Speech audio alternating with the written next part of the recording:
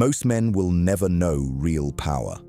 Not because they lack intelligence, not because they lack opportunity, but because they were never willing to pay the price that power silently demands. And that price is coldness. Not cruelty, not bitterness, not the anger of a wounded man lashing out at a world that hurt him. True coldness is something far more disciplined than that.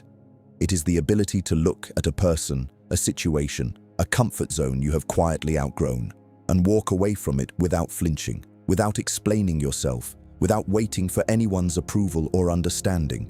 Machiavelli knew what the modern world has buried under sentiment and noise, that the man who masters his attachments masters his destiny, and the man who cannot detach will always be a prisoner to whoever can. You are watching this right now because something deep inside you already senses this truth. You have felt the gap between who you are and who you were built to become. Today, we begin closing that gap. This is not motivation. Motivation is temporary. What I am handing you today is architecture, cold, precise, and permanent. Drop a comment right now and write, "I move in silence and I move with purpose." The first law, attachment, is the enemy of power. Every man who has ever lost his power lost it the same way. Not on a battlefield, not in a boardroom, not in some dramatic moment of defeat. He lost it quietly, slowly, in the private moments where he chose attachment over clarity. He held on too long, to a woman who had already left in her mind, to a friendship that was draining him dry, to an identity that no longer served who he was becoming. He felt the truth, but ignored it, because the pain of holding on felt safer than the terror of letting go. And that right there, is where most men surrender their power without even realizing it is happening. Machiavelli wrote that a prince must know when to act and when to withdraw. But what the scholars rarely emphasize is the psychological foundation beneath that principle. Before you can master strategy, before you can command rooms and move people like pieces on a board, you must first master the one force that will always betray you if left unchecked. Your need to be needed. Your need for validation. Your need for things to stay familiar even when familiar is slowly killing you. Attachment is not love. Do not confuse the two. Love can exist without desperation. Power can coexist with warmth. But attachment, the clinging, the obsessing, the inability to function without a certain outcome, that is weakness wearing an emotional disguise. The cold man is not the man without feelings. He is the man who feels everything and still chooses his direction over his discomfort. He grieves in private. He decides in silence. He moves without announcement. And when he walks away from something that no longer serves his ascent, he does not walk away angry. He walks away evolved. That is the first law, detach or be defeated. The second law, silence is not weakness, it is your sharpest weapon. There is a moment in every confrontation, every negotiation, every power struggle where one man breaks first. He speaks when he should be quiet. He explains when he should be still. He justifies himself to people who were never going to understand him anyway. And the moment he opens his mouth out of anxiety, out of that desperate need to be understood or accepted or validated, he hands his power directly to the person sitting across from him, not metaphorically, literally, because in that moment, he has revealed what he values, what he fears, and exactly how far he can be pushed before he cracks. He has given his opponent a map to his weakness, and he gave it away for free. Machiavelli was precise about this. He understood that the prince who speaks too freely becomes predictable, and the prince who becomes predictable becomes controllable. Words are currency, and most men are bankrupt because they spend recklessly. They talk to fill silence. They explain to ease their own discomfort. They overshare to appear relatable, not realizing that in trying to seem human, they have eliminated all mystique. And mystique, that quiet, unreadable quality of a man who reveals nothing he does not choose to reveal, is one of the most potent forms of social power that exists.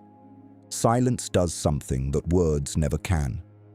It forces the other person to fill the space. And what they fill it with tells you everything. Their insecurities, their assumptions, their desperation. Silence is not emptiness.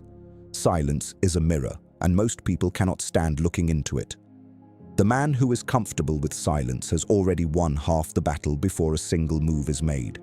He is not cold because he has nothing to say. He is cold because he has learned that saying less means controlling more. Every word withheld is leverage preserved. Every explanation avoided is dignity maintained. Every reaction suppressed is a reminder to himself and to the room that he answers to no urgency but his own. This is not arrogance. This is architecture.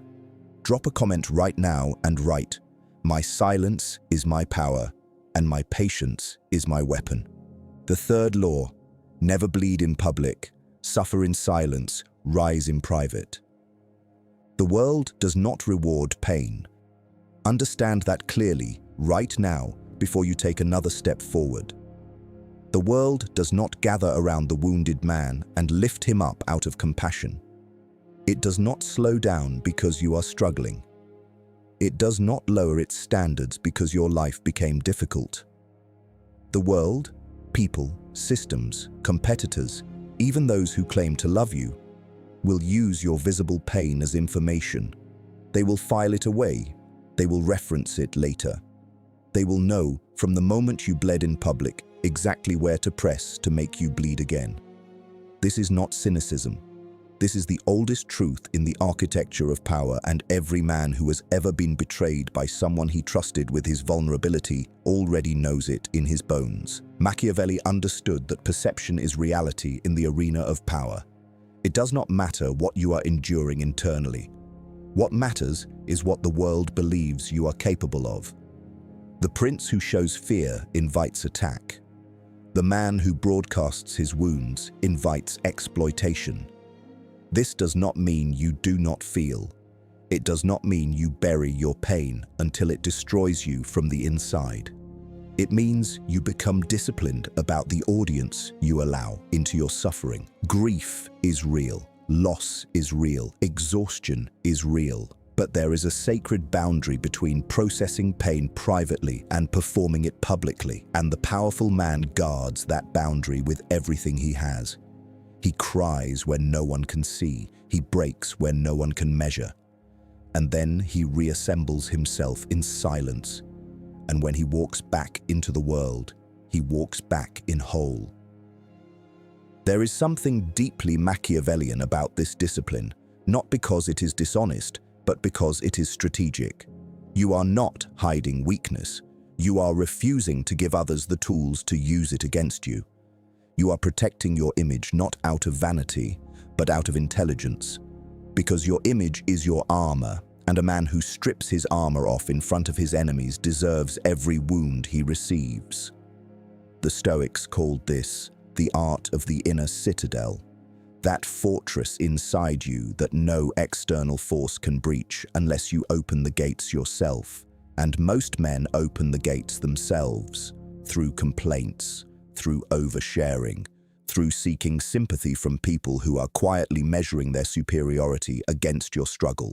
Suffer in silence, rebuild in private, return as something they cannot explain and cannot prepare for. That is not coldness. That is consecration. You are not suppressing yourself. You are forging yourself.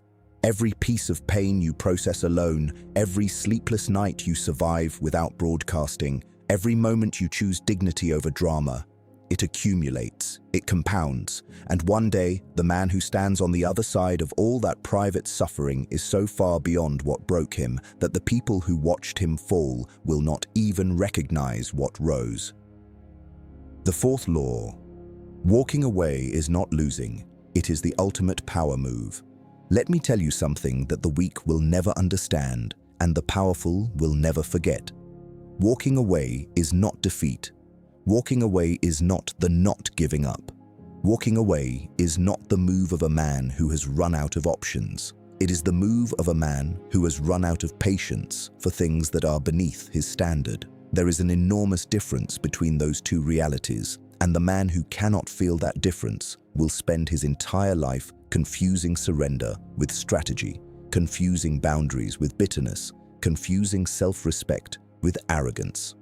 Walking away, cleanly, quietly, without drama, and without a backward glance, is one of the most psychologically advanced moves a human being can make.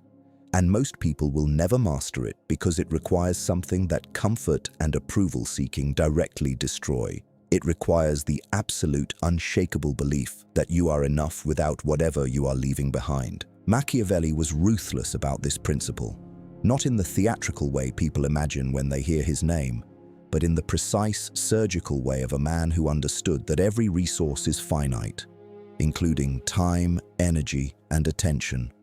He wrote about the necessity of cutting losses decisively, of recognizing when a position has become indefensible and withdrawing before the cost of staying exceeds the value of what remains. This is not cowardice. This is the highest form of strategic intelligence. The general who holds a crumbling position out of pride loses his army. The man who holds a dying relationship out of fear loses his identity. The professional who stays in a suffocating environment out of comfort loses his ambition.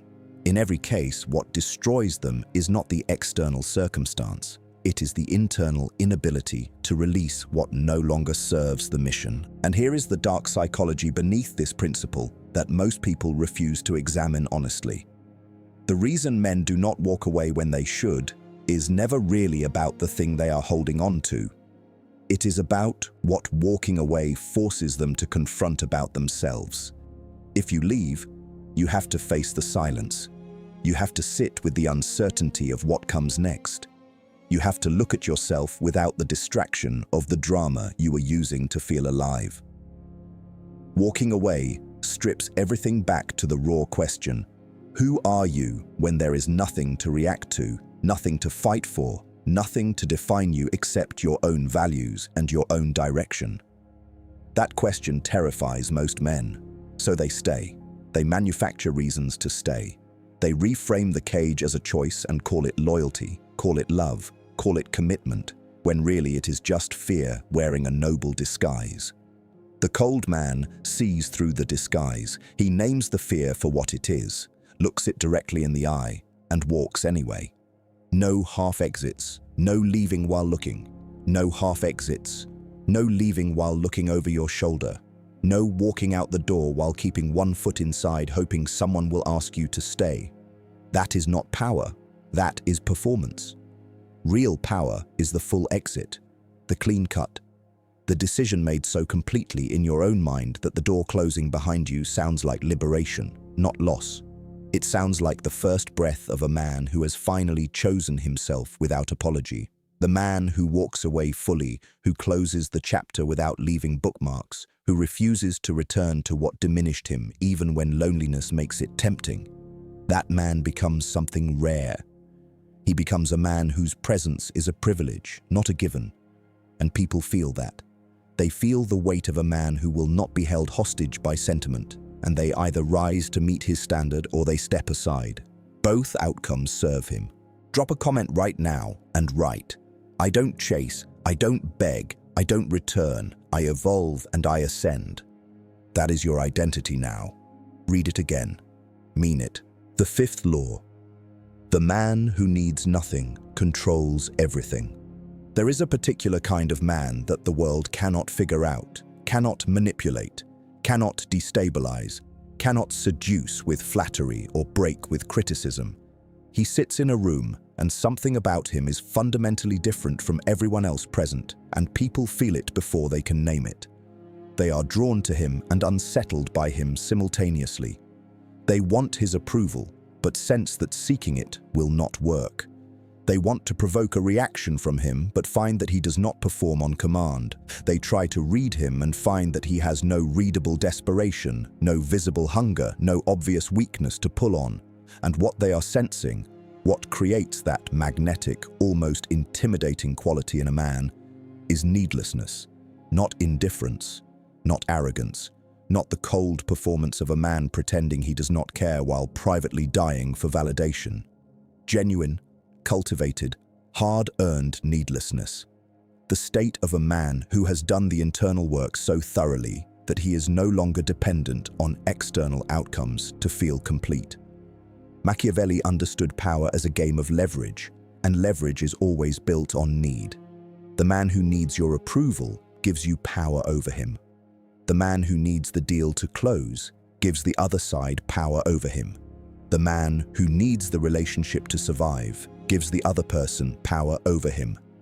Every need is a leash, and most men are walking through their entire lives covered in leashes they voluntarily attach to themselves. Leashes made of insecurity, validation-seeking, fear of loneliness, fear of irrelevance, fear of being seen as less than the image they have constructed for public consumption. And the cruel irony is that the more desperately a man chases approval, the less he receives, because people are psychologically wired to devalue what pursues them and desire what remains indifferent. Neediness repels. Needlessness attracts. This is not a theory. This is the fundamental mechanics of human psychology, and it operates whether you are aware of it or not. Dark psychology is precise about this dynamic. The most influential individuals in any environment are never the loudest, never the most eager, never the most visibly ambitious. They are the ones who appear to want nothing from the room, while the room quietly begins to orbit around them. They do not announce their value. They embody it so completely that others feel compelled to announce it for them. They do not compete for attention. They create a stillness so powerful that attention flows toward them naturally, the way water flows toward the lowest point in a landscape. And the foundation beneath all of that, the engine running silently beneath the surface of that commanding presence, is a man who has sat alone with himself long enough, honestly enough, and done the brutal internal work of identifying every false need, every borrowed desire, every validation-seeking behavior that was keeping him small and dependent and controllable. He removed them one by one, not painlessly, not quickly, but completely. This is the work that no one talks about because it is not glamorous. It does not make a compelling highlight reel.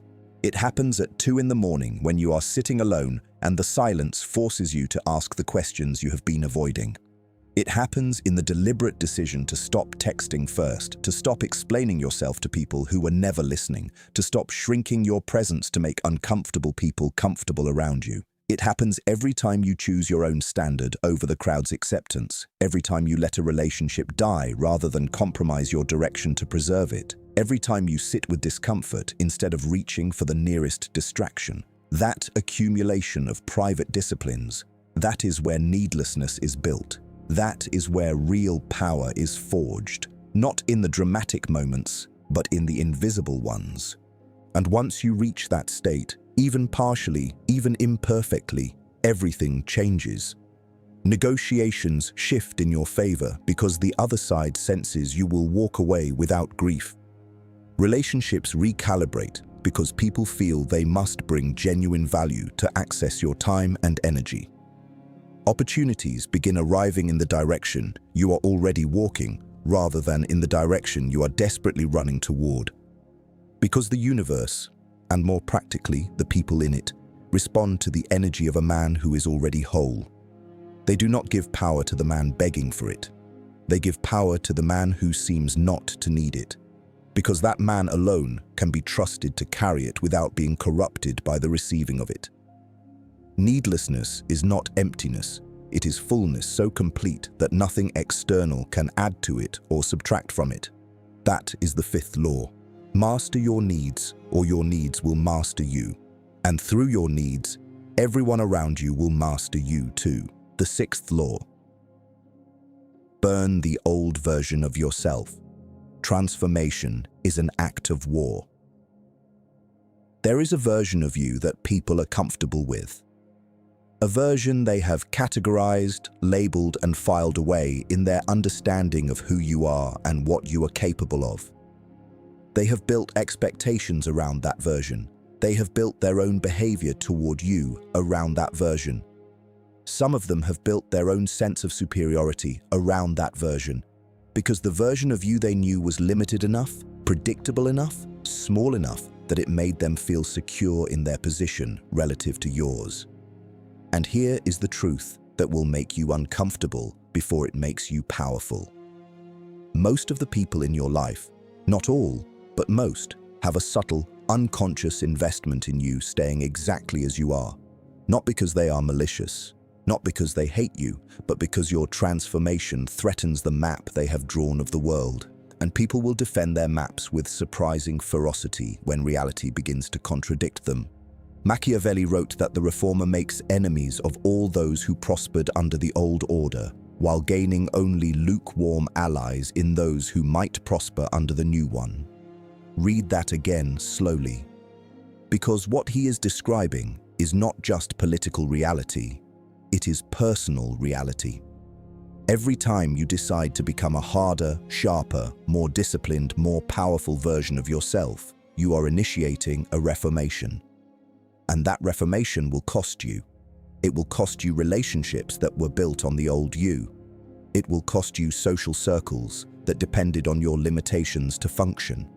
It will cost you the comfortable, familiar identity that people projected onto you and that you, perhaps without realizing it, were performing for their benefit rather than building for your own ascent. Transformation is not a gentle process. It is not a gradual softening into a better mood. It is a death and a rebirth. And deaths, even necessary ones, even chosen ones, are violent at the level of identity.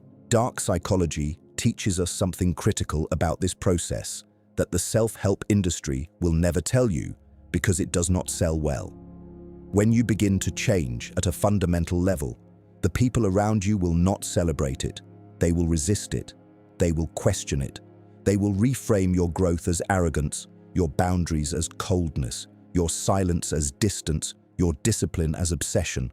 They will say you have changed, and they will say it like an accusation, not a compliment, because to them, change is a betrayal of the contract they believed they had with the person you used to be. And the weak man, the man still tethered to approval, will hear those accusations and slow down. He will soften the transformation to keep the peace. He will dilute the new version of himself to preserve the comfort of people who were never going to grow with him anyway.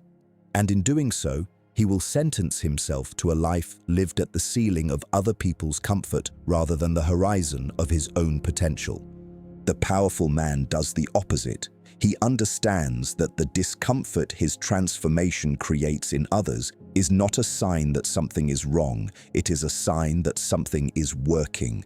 Resistance is confirmation. The louder the pushback, the more fundamental the change. And he does not explain himself. He does not hold a press conference to announce his evolution or justify his direction to people who have already decided not to understand it. He simply continues, quietly, relentlessly, with the cold, patient energy of a man who knows exactly where he is going and has made peace with the fact that not everyone will be there when he arrives. He burns the old version of himself not out of self-hatred, but out of self-respect.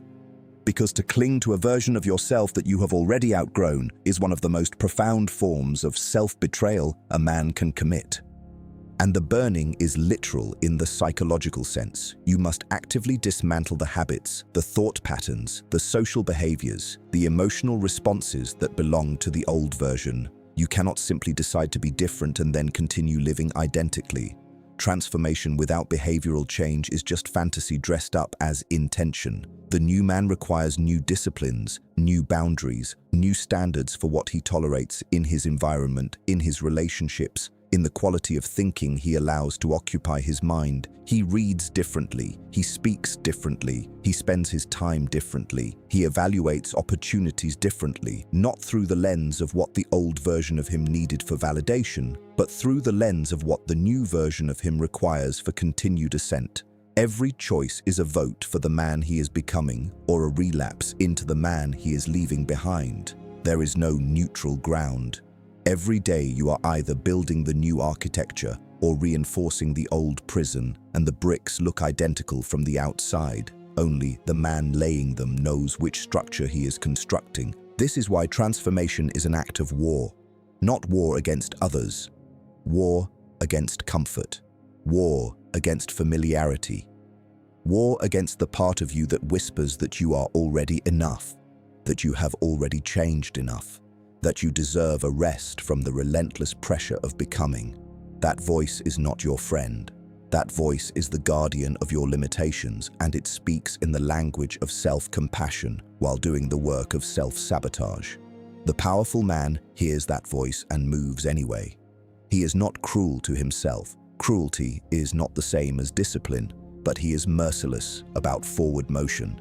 He burns what must be burned. He releases what must be released. And he walks forward into the version of himself that was always waiting on the other side of everything he was afraid to let go of. Drop a comment right now and write, "I am not who I was. I am what I chose to become." Say it like you mean it, because from this point forward, you do. The seventh law. Loyalty is earned in silence. Trust no one until they have been tested by fire. The most expensive mistakes in a man's life are never financial. They are not the bad investments, the failed businesses, the missed opportunities that seemed significant at the time but ultimately proved recoverable. The most expensive mistakes a man makes are the ones built on misplaced trust. The moment he opened his strategy to the wrong person.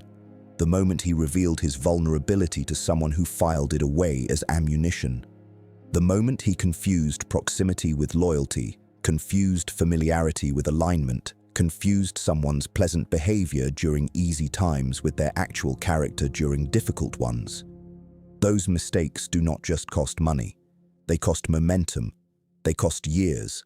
They cost pieces of a man's belief in his own judgment that take a long time to rebuild. And almost every man reading this has paid that price at least once. You trusted someone who did not deserve the access you gave them, and you learned the lesson the hard way, the way Machiavelli always said, the most lasting lessons are learned through direct, personal, undeniable experience. Machiavelli was surgical on the question of trust. He did not say, "Never trust anyone. That is the paranoia of a weak man trying to appear strong." He said, "Trust strategically, trust provisionally, and above all, trust only what has been demonstrated under pressure, not what has been promised under comfort." Words are cheap and character is expensive, and you will never know the true cost of a person's character until the situation demands something from them that is genuinely difficult to give. Until loyalty requires sacrifice. Until honesty requires courage. Until standing beside you costs them something real. That is the fire. And Machiavelli's principle is precise. Only what survives the fire is real. Everything else is performance, and the man who cannot distinguish between performed loyalty and genuine loyalty will build his empire on foundations that collapse at the worst possible moment. Dark psychology exposes the mechanics of false loyalty with uncomfortable clarity. Most people are loyal to their own comfort first, their own interests second, and to you somewhere further down the list, not because they are monsters, but because that is the honest architecture of human self-interest that most social conditioning teaches people to disguise rather than acknowledge. The dangerous ones are not the openly selfish, those you can see, coming, and account for. The dangerous ones are the people who have mastered the performance of loyalty so completely that they themselves believe it, right up until the moment the cost becomes real and the performance ends. These are the people who speak the loudest about their devotion in public and disappear most completely in private crisis. They are the ones who know everything about your plans, your fears, your weaknesses, because you trusted the performance, and who carry that knowledge with them when they leave, which they always eventually do when the relationship no longer serves their position. The cold man protects himself from this not through bitterness or blanket suspicion, but through patient, systematic testing. He gives access in layers, not in floods. He shares information in calibrated measures, watching what returns to him distorted or weaponized before he opens the next door. He observes how people speak about others in their absence, knowing that the tongue that cuts others freely in front of you will cut you freely in your absence. He watches behavior under stress, under scarcity, under the specific conditions where character reveals itself without the softening effect of comfort and goodwill. And he reserves his deepest trust, his actual strategy, his real vulnerabilities, his genuine fears and ambitions, for the extreme few who have passed through enough fire to have proven, not promised, their alignment with his mission. Everyone else receives a carefully managed version of access, cordial, professional, even warm, but never complete, never unguarded, because the man who guards his inner circle with the same precision he applies to his external strategy is the man whose foundation never gets pulled from beneath him by the person he least expected. The eighth law. Your reputation is your empire. Build it in stone, guard it like a weapon. Everything you have built, everything you are building, everything you will ever build in this life sits on a single foundation that most men treat as an afterthought and the truly powerful treat as their most guarded asset. That foundation is your reputation, not your self-image, what you believe about yourself in the privacy of your own mind, not your intentions, what you meant to do or who you meant to be. Your reputation, what the world believes about you when you are not in the room, what people say about you in conversations you will never hear, what they assume about your capabilities, your character, your reliability, your danger level, before you have spoken a single word in a new environment. That invisible architecture precedes you into every room, every negotiation, every relationship, every opportunity. And it either opens doors before you arrive or closes them before you even know they existed. Most men build their reputation accidentally through unconscious behavior and unconsidered words, and then wonder why the world does not respond to them the way they feel they deserve. The powerful man builds his reputation deliberately, the way an architect designs a structure, with intention, with precision, and with a clear understanding of the load it will need to bear. Machiavelli devoted significant thought to the question of reputation precisely because he understood that in the arena of power, perception precedes reality in its practical consequences. It does not matter what you are capable of if the world has decided you are incapable. It does not matter how trustworthy you are if the world has decided you are unreliable.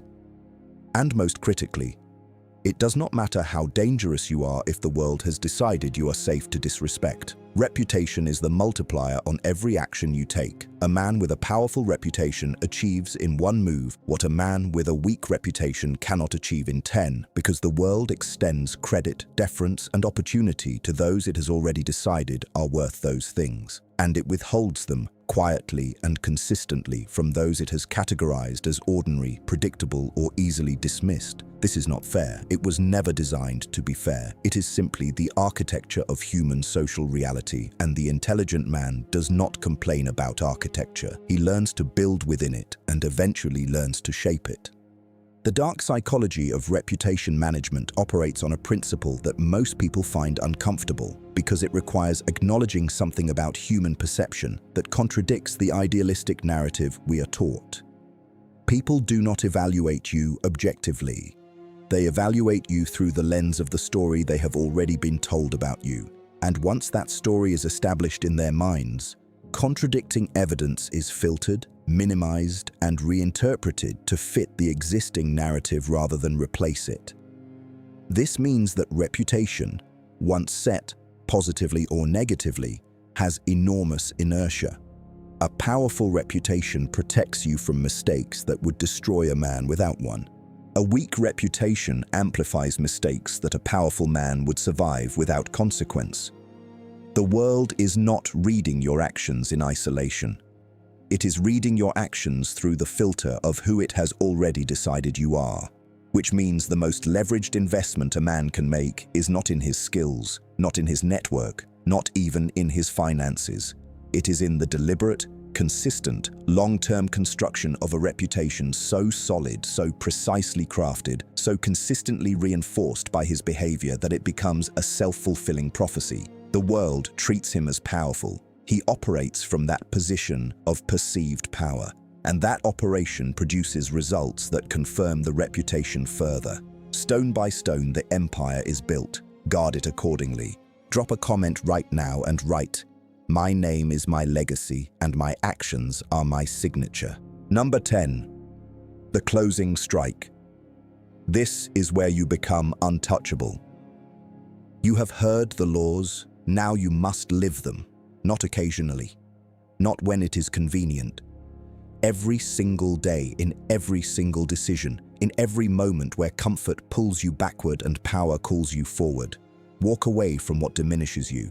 Speak less than you know. Suffer privately and rise publicly. Need nothing and attract everything. Burn who you were to become who you were always meant to be. Trust slowly, guard deeply, and build your reputation like the empire it is. This is the formula. Cold enough to walk away. Strong enough to never look back. Now become it. Drop a comment and write, I am cold. I am calculated. I am untouchable. If this monologue rewired something in you, hit that like button right now. Subscribe to Machiavellian Mind and turn on notifications, because the men who find this channel and stay are not here by accident. They are here because they were built for something greater, and this is only the beginning.